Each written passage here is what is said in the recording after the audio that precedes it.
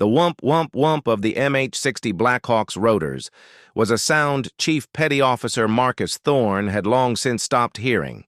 It was the white noise of his life, the background rhythm to a decade of high-stakes insertions and extractions.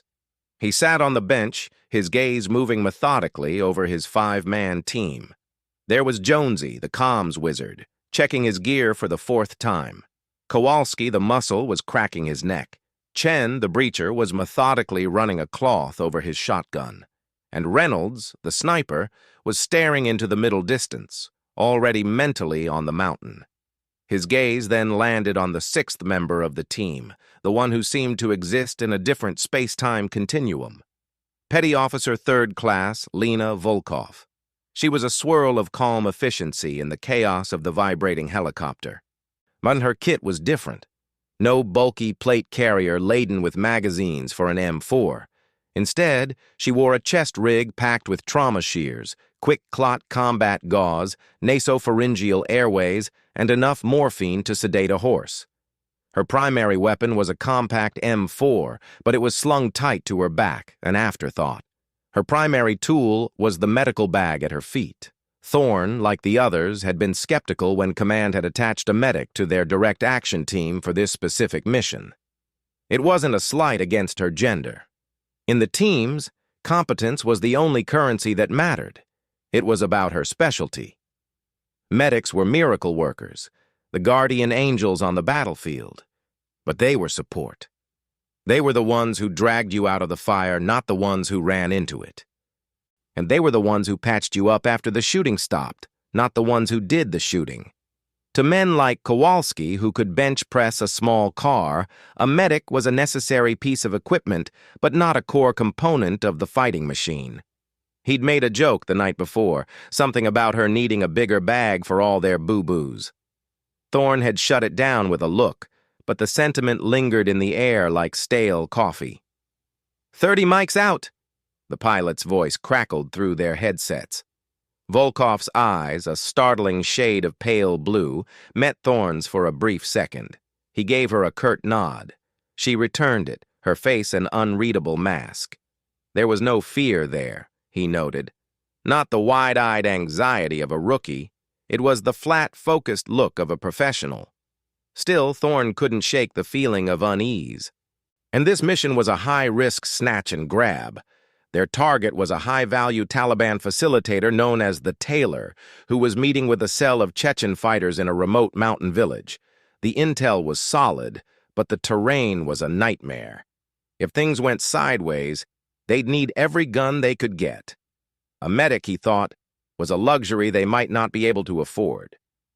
The Black Hawk flared and touched down in a cloud of dust and grit. The team spilled out, a coordinated flood of camouflage and steel. They moved as a single organism, Thorne at its head, with Volkov tucked neatly in the middle of the formation, her head on a swivel. The village was a cluster of mud brick compounds clinging to the side of a steep, rocky slope. The silence was the first thing that felt wrong. No dogs barking, no voices, and just the wind whistling through the barren trees. They ghosted through the village, stacking up on the mud wall of the target compound. Jonesy held up a fist. Thermal confirms 4 hostiles in the main building, 2 in the courtyard. The Tailor is the big heat signature in the center room. Thorne gave the hand signals. Chen prepped the door. Kowalski and Reynolds stacked behind him. Thorne was number 2. Volkov was last, her job to stay out of the way until she was needed. With a deafening crack, Chen's shotgun blew the hinges off the heavy wooden door. The world dissolved into a controlled explosion of violence. The team flowed into the courtyard, their movements a brutal ballet. The 2 Chechen guards never stood a chance. They were down in a spray of suppressed 5.56 millimeters before they could even raise their AKs. But the moment they breached the inner doorway, the mission profile shattered. The intel was wrong. There weren't 4 hostiles. There were a dozen. The main room was a small arsenal, and the men inside were not surprised Taliban facilitators. They were hardened fighters, and they were waiting. A wall of automatic fire erupted from the darkness, a hellstorm of lead that sent the SEALs scrambling for cover behind a low stone hearth. Thorne saw Kowalski spin and go down, a crimson bloom spreading on his thigh. Jonesy screamed as a round shredded his antenna and ricocheted off his plate carrier, the impact winding him. Chen was pinned, his shotgun empty, as bullets chewed up the wall inches from his head. The team was cut to ribbons, their momentum completely destroyed. They were caught in a fatal funnel, outgunned and pinned down. Thorne returned fire, his M4 barking, but he was firing blind. He could hear the Chechens shouting in Russian, coordinating a flanking maneuver. "Thorne! They're moving on our right!" Reynolds yelled from his position behind a wooden pillar. Thorne glanced over. Kowalski was writhing in pain, blood pooling under him. Jonesy was fumbling with his gear, trying to get a message out, his face pale. The team was bleeding out, and in 2 minutes, they'd be completely overrun. This wasn't a snatch and grab anymore. This was a last stand. In the chaos, no one noticed the figure detach from the rear of the stack. No one saw the small, wiry medic slip away from the relative safety of the hearth. Volkov had been cataloging injuries the moment the first shots were fired. She'd seen Kowalski go down. She'd seen the trajectory of the fire. And she'd seen a narrow, crumbling passageway that led from the courtyard to a secondary building adjacent to the main house. It was on her initial scan of the compound, a forgotten goat path. As the Chechens focused their fire on the pinned-down SEALs, Volkov moved. She didn't run in a crouch, she flowed, a shadow in the darkness. Her medical bag bounced against her hip, but her hands were not on it. They were reaching up, unslinging her compact M4 from her back. The movement was fluid, practiced, a motion she'd repeated tens of thousands of times in the dry, dusty heat of Qualcomm Stadium during training. But this wasn't training. This was real. She reached the passageway and slipped inside. It was dark, tight, and smelled of animals and dust. She could hear the thunderous roar of gunfire from the other side of the wall, the shouts in Russian getting louder. She emerged into a small enclosed pen on the far side of the main building. She was behind them. Through a gap in the crumbling mud bricks, she could see them. 4 Chechen fighters had split from the main group and were moving along a terrace, setting up to flank Thorne's position. Their backs were to her. They were focused entirely on the firefight ahead, their weapons up, their bodies taut with adrenaline. They had no idea she was there. For Lena Volkov, the next 10 seconds weren't a blur. They were a crystalline moment of hyper-focused clarity. She had joined the Navy to be a medic, to save lives. She had spent years learning how to stem the tide of death, how to pack a wound, start an IV, and keep a dying man's heart beating long enough to see a surgeon. She had chosen to be a healer, but the Navy had also taught her how to be a warrior. They taught every sailor, every medic, that the first rule of combat medicine was to secure the scene. You can't save anyone if you're dead. And sometimes the most profound act of saving lives wasn't with a bandage, but with a bullet. She raised the M4, the cold steel a familiar weight in her hands. She selected semi-automatic, single-controlled shots. She took a breath, let it out halfway, and placed the red dot of her optic on the back of the last man in the line. She squeezed the trigger. The crack of her rifle was swallowed by the general din of battle, but the effect was immediate and absolute. The Chechen crumpled. His comrades spun, confusion on their faces. Before they could locate the new threat, her rifle cracked again. A second man fell. The remaining 2 dove for cover. But Volkov was already moving, using the mobility her small frame afforded her. She darted to a new gap in the wall, a new angle. One of the fighters popped up, spraying wildly in her direction. She didn't flinch. She waited for the pause in his fire, saw the top of his head, and fired. He went down. The 4th and final man, seeing his companions fall in seconds, broke and ran, trying to scramble back towards the main entrance of the house. Volkov tracked him, led him just a little, and fired. He pitched forward and lay still. Inside the main room, Thorne heard the sudden shift in the enemy fire. The relentless barrage from his right flank simply stopped. He heard more shots, these ones distinct, controlled, coming from a different direction, from behind the enemy position. A moment of disoriented silence was followed by the sound of the main group of Chechens inside the house yelling in panic, their attention torn. Thorne didn't hesitate. "Now! Shift left! Go! Go! Go!" The remaining SEALs, given a sliver of an opportunity, exploded from their cover. They moved with desperate fury, laying down a wall of suppressive fire. The Chechens, confused and now fighting a battle on two fronts, broke. They tried to retreat, but there was nowhere to go. Volkov, still in her hidden position, saw her opening. The main door of the house burst open, and 3 men, including the large figure they'd identified as the tailor, ran out. They were heading for a wadi that led down the mountain. Without a thought, she was up and running, not away from the fight, but towards it. She cut across the open ground, her legs pumping. One of the guards saw her and raised his rifle. She slid, dropping to one knee in the dust, and fired a burst from her M4. The guard stumbled and fell. The tailor was faster, more desperate. He was almost to the wadi. Volkov's rifle clicked empty. No time to reload. She dropped it, letting it hang from its sling, and her hand went not to her medical bag, but to the drop-leg holster on her thigh. It held a Sig Sauer P226, a backup weapon she'd insisted on carrying, much to the amusement of some of the team. She raised the pistol, planted her feet, and fired 3 rapid shots. The tailor screamed and grabbed his leg, tumbling to the ground in a cloud of dust. She was on him in seconds, her face inches from his.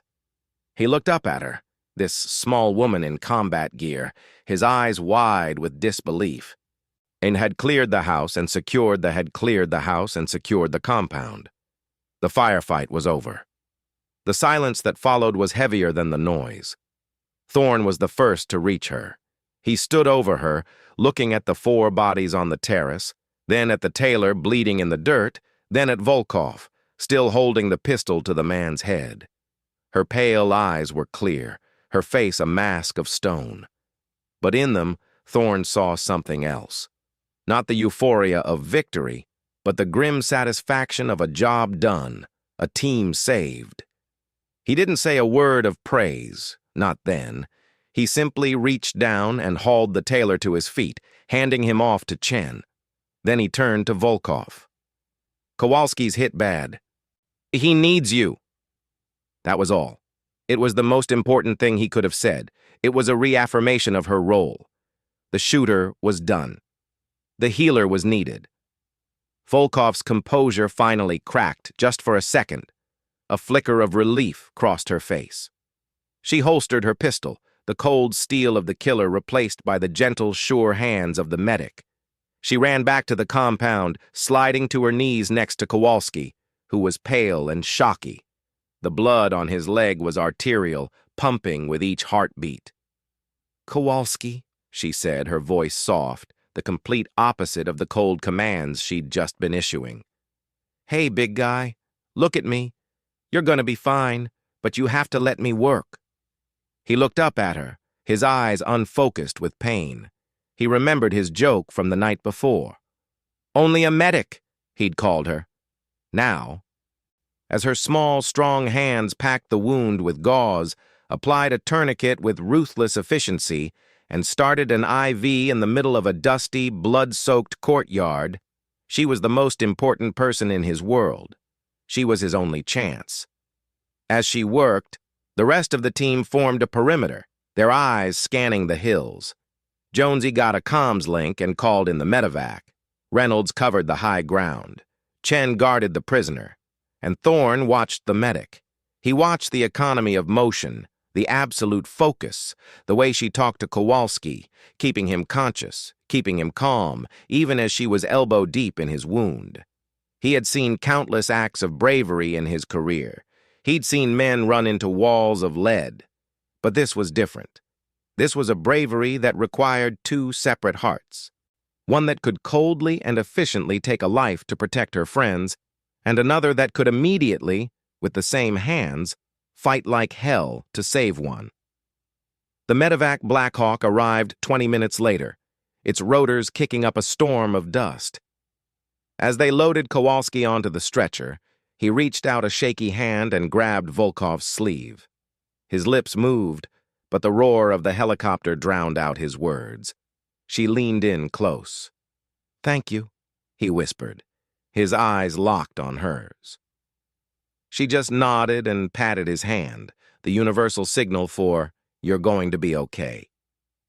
As the helicopter lifted off, carrying the wounded away from the chaos, the remaining SEALs gathered their gear for the extraction. No one spoke. They didn't need to.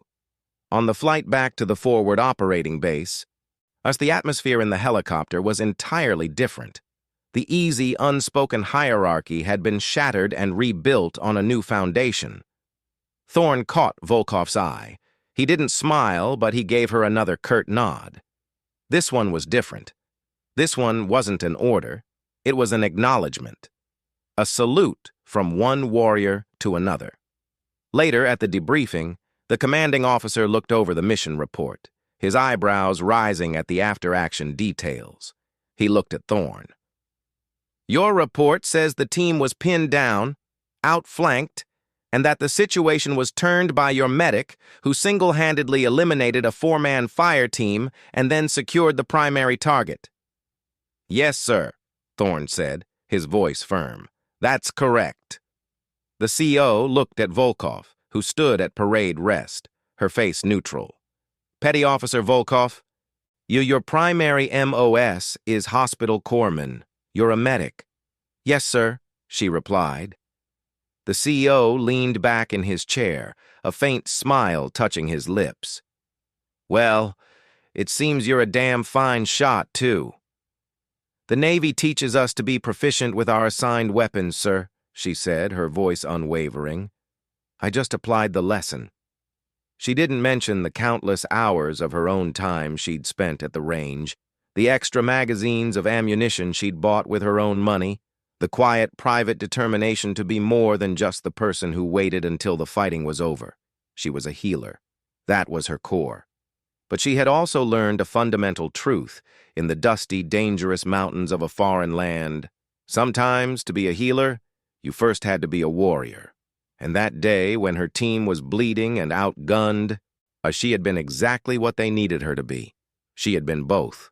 And for Marcus Thorne and his men, only a medic would never mean the same thing again.